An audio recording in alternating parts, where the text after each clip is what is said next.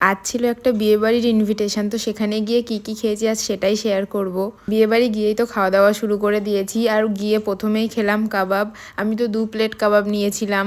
আমার কাবাব খেতে তো ভীষণই ভালো লাগে, কিন্তু প্রচুর ভিড় ছিল, ওই কারণে আর নিতে পারিনি। তারপরে খেলাম চা আর ফুচকা ছিল, তারপরে পাপড়ি চাট ছিল, সেগুলো আমি আর খাইনি।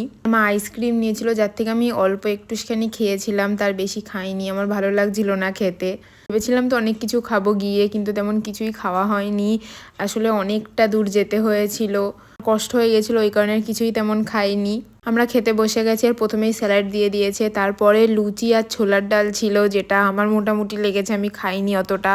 তারপরে ছিল বাসন্তী পোলাও আর চিংড়ি মাছ। আর এই চিংড়ি মাছটা ছাড়াতে গিয়ে আমার প্রচুর টাইম লেগে গেছে, ভেবেছিলাম আরেকটা নেবো কিন্তু নিইনি। তারপরে ছিল ভেটকি পাতুরি, তো এখানে আমি 2টো নিয়েছিলাম, কিন্তু টেস্ট একদমই ভালো ছিল না, দেখেই বুঝতে পেরেছিলাম যে টেস্ট ভালো হবে না। তো আমি ভাবলাম যে নষ্ট না করে খাই, আমি একটার বেশি খেয়েছিলাম। তারপরে চলে এসেছে শো স্টপার মাটন, যেটা প্রথমে যা দিয়েছিল সবই হাড় হাড় দিয়েছিল, আমার একদম ভালো লাগেনি। তারপরে আরেকবার নিয়েছিলাম, কিন্তু আমার অতটা ভালো লাগেনি, কেন জানি না। তারপরে দিয়েছে চাটনি আর পাঁপড়, তাও আমি একদমই খাইনি, কারণ রান্না আমার একদম ভালো লাগেনি। তারপরে মিষ্টি দিয়েছিল, আমি খাইনি, আর এই মিষ্টিটা আমি নিইনি।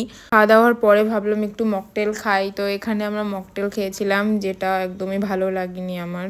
আর তারপরে মিষ্টি পান ছিল, তো মিষ্টি পান দেখবো আর পান নেবো না এমন তো হতেই পারে না, তো আমি নিলাম পান।